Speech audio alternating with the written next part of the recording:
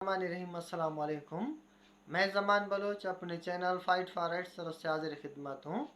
आज मैं बहुत ही एक अहम मुलाकात के बारे में बात करना चाहता हूँ जो पाकिस्तान तहरीक इंसाफ के मरकज़ी रहनुमाओं में और मौलाना फजल रहमान के दरमियान हुआ है। आज से तकरीबन 15-20 दिन पहले या एक महीना पहले आप बोल सकते हैं, पाकिस्तान तहरीक इंसाफ के कुछ मेंबरान थे जो असद कैंसर के उसमें सरबराही में मौलाना फजल रहमान साहब से उनके रिहाइशगाह पर उनकी मुलाकात हुई है। वहाँ जाकर मौलाना फजल रहमान से वो गए तो फातिहा के लिए थे, लेकिन फातिहा के बाद उनके दरमियान 5 से 6 घंटे तक जो गुफ्तगू हुई है, उस गुफ्तगू में उनके दरमियान मुज़ाकरात भी हुए हैं। आपस में बैठकर बातचीत उन्होंने की है कि अगला अगला सियासी जो लाएअमल है उसे किस तरह तय किया जाए। पूरे पाकिस्तान तहरीक इंसाफ की पार्टी है और जमीयत उलमा भी है। बेहतर यही है कि हम लोग आपस में बैठकर हमेशा के लिए जो सियासी दुश्मनी है, ये जो सियासी यानी इख्तलाफ है, जो ज़ाती दुश्मनी बन चुकी है, इसे ख़त्म किया जाए। यानी इन दोनों रहनुमाओं में और इन अहम रहनुमाओं में ये अब तकरीबन ये मामला तय हो चुके हैं।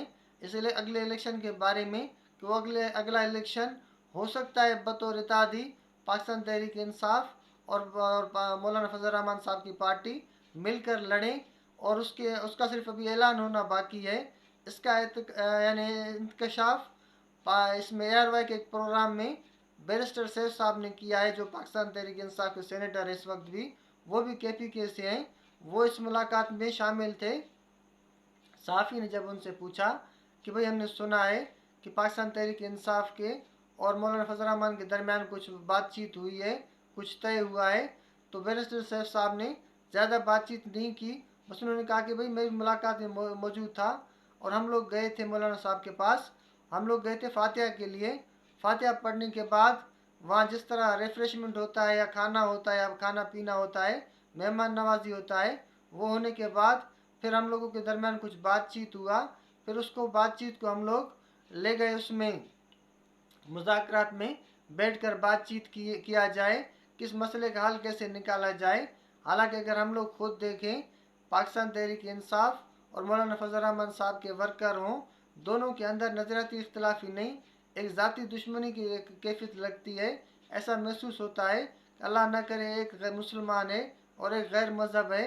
हालांकि इस तरह बिल्कुल ही नहीं होना चाहिए।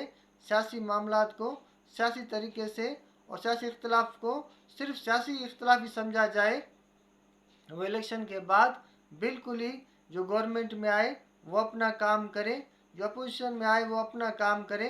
कोई किसी के काम में मुदाखलत ना करे, किसी की ज़ात औकात पर कोई बात ना करे, क्योंकि जिसको जिसको करना है वो अपनी कारकर्दगी के ऊपर बात करे कि भाई मैंने अपनी गवर्नमेंट में ये सहूलतें दी और मैंने अपने लिए अपने आवाम के लिए ये आराइशें की और यह इतनी नौकरियां पैदा की, और अपनी कारकर्दगी पर बात करें।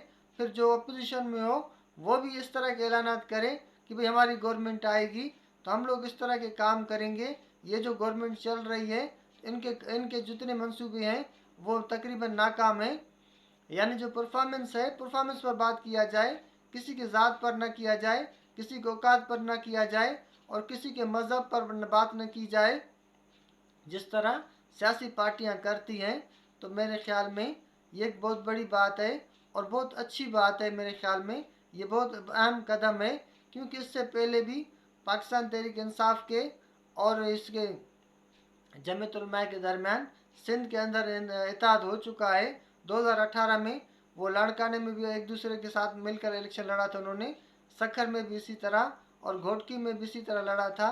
मेरे ख्याल में ये दोनों पार्टियों के लिए फ़ायदेमंद है, क्योंकि दोनों को लड़ाकर जो बीच की पार्टियां हैं, चाहे वो मुस्लिम लीग नून है या पीपल्स पार्टियां हैं, इसका फ़ायदा वो उठाते हैं, क्योंकि ये पीपल्स पाकिस्तान तहरीक इंसाफ इसका वोट भी पक्का वोट है, और जो मौलाना फजल रहमान साहब है वो उनका मजहबी वोट है, वो भी उनका पक्का वर्कर और वोटर है। जब ये आपस में लड़ेंगे, अगर 10,000 वो वोट उठाता है, 20,000 वो वोट उठाता है, तो जाहिर है इनके जो 40-50,000 वोट इधर उधर हो जाते हैं। तो जो बंदा 35,000 वोट उठाएगा तो वो जीत जाएगा। तो मेरे ख्याल में बेहतरीन तरीका भी यही है, दोनों पार्टियां बैठकर अपने सियासी इख्तलाफात ख़त्म करके, जो ज़ाती दुश्मनियाँ हैं वो ख़त्म करके ایک سیاسی اتحاد کریں سب سے بہترین ہے۔ اگر وہ اتحاد نہیں بھی کرتے تو اس طرح یعنی جس طرح عام پارٹیوں کا آپس میں ملاقات ہوتا رہتا ہے اور جس طرح آپ پارٹیوں کا رویہ ایک دوسرے کے ساتھ ہے، ٹھیک اسی طرح کا رویہ کریں، تاکہ پاکستان میں ایک سیاسی ماحول اور ایک امن کا ماحول اور ایک جو افراتفری کا سسٹم ہے وہ ختم کر کے ایک جو سیاسی جس طرح کا کلچر ہے اس سیاسی کلچر کو پروان چڑھایا جائے، تو میں سمجھتا ہوں یہ خوشائند بات ہے۔ اللہ کرے اس طرح ہو، اس سے پاکستان میں امن بھی ہوگا اور یہ جو ایک دوسرے کی گالیاں دینے کا رواج ہے وہ بھی ختم ہوگا، کیونکہ اسٹریٹ پاور بھی ان دونوں پارٹیوں کے پاس ہے اور ووٹ بینک بھی ان دونوں پارٹیوں کا اپنا ہے۔